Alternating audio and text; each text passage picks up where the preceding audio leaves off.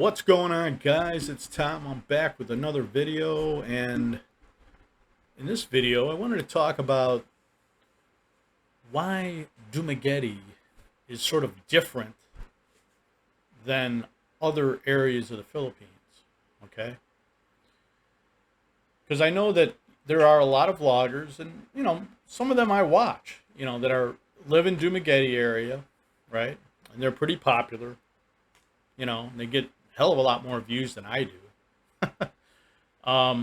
They got a following, and so people listen to them, and then, but sometimes when they talk about things, they mention things that are really only mostly indicative of Dumaguete and maybe some other small cities in the Philippines.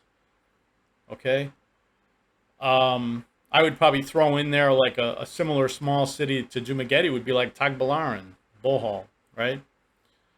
Um, there's some other ones throughout the Philippines, because there's only about 100,000 people in Dumaguete.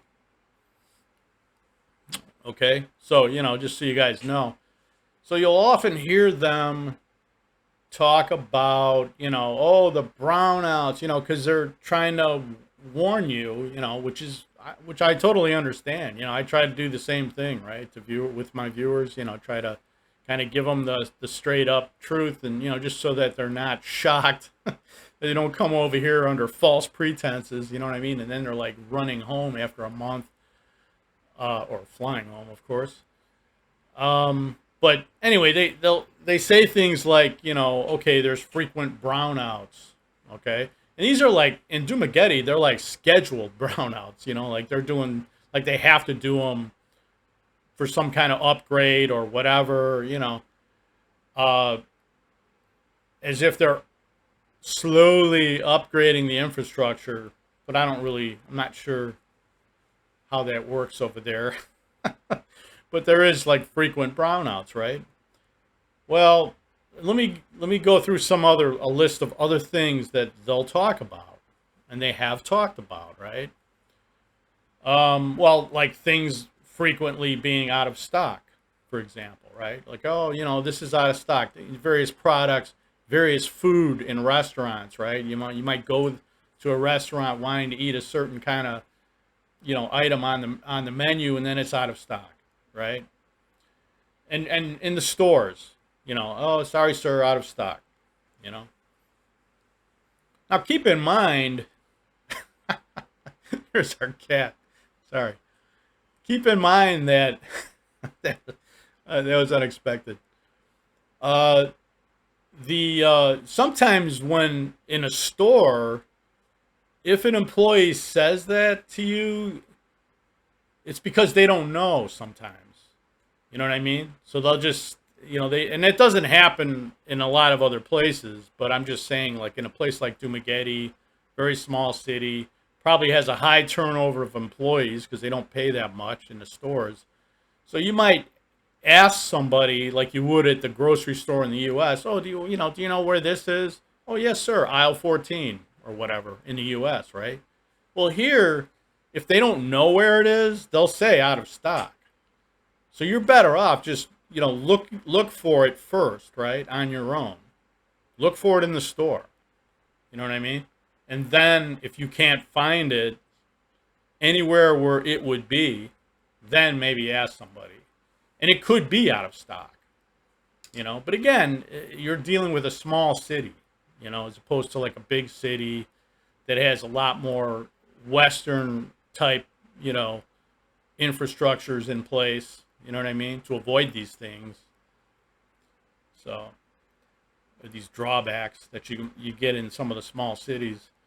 Another thing they'll mention is bad drivers, right? Like just people making left turns in the right lane and all that stuff. And while that does, I'm sure, happen in Dumaguete, I've been to Dumaguete a couple times, but I mean, I never lived there. But I'm sure it happens because, you got smaller roads. It's just a smaller city, so you don't have big highways. You have people that are from the small provincial areas, driving on these roads. and some of them might be newer drivers or not used to, like, traffic and stuff like that. And yeah, that certainly happens, and it does create accidents, right? Uh-oh, she wants to go out. Hang on, guys. I'm gonna let her out.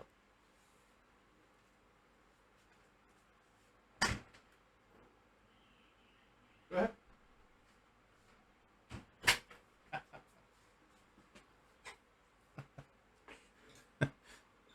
All right. They talk to you when they want to do something. Pets, most pets. I got a dog too. Very smart dog. Cat's pretty smart too. Uh, yeah. So the driving is, like I said, per their population. Yeah, is there probably a lot of accidents? Yeah, because you got Westerners that are driving there, maybe haven't been there too long, are used to driving in the U.S., and where there's certain rules, and you're sort of governed by traffic lights and stop signs and just general driving behavior, that is a lot safer or whatever, right?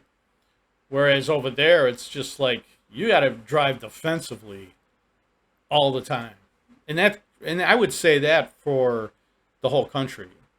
And I've driven like in Bohol and Bacolod, um, and it's just like you always have to drive defensively here. You can't relax so much that you're kind of not paying attention or whatever. So that is a difference everywhere, but does it, like, I'm in parts of in Quezon City, basically, right, the northern part of Manila, and I've seen, I don't even know if I saw one just minor accident, you know, but I mean nothing really bad, and I've been all over the place in Manila, other parts of Manila, proper.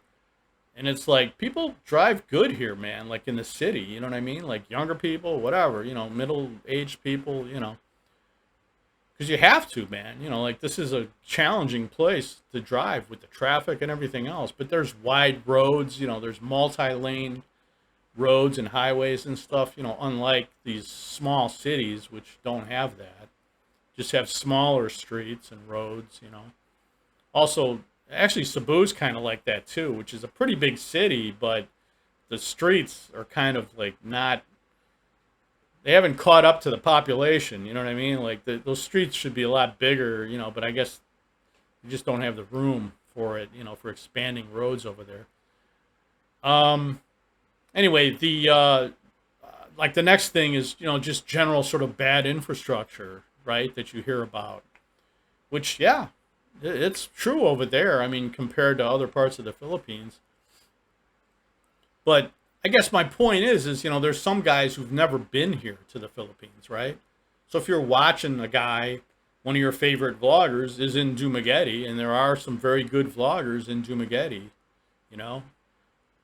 If you're taking in that information, you're just thinking, oh my God, the whole country's like this, because they don't always designate like Dumaguete. You know what I mean? Like they'll just say here. But what they don't understand is when they say here, you may think here is the Philippines, not here is Dumaguete. You got it? So anyway, I just want to. I'm just trying to be clear here so you guys know, what the score is. You know what I mean? Um, Another popular thing that they gripe about in Dumaguete is like the lack of good food, right? Because yeah, there's only one mall, right? There's a Robinson's supermarket in that mall. There's markets, which is good for fruits and vegetables, but not really from a Westerner's point of view.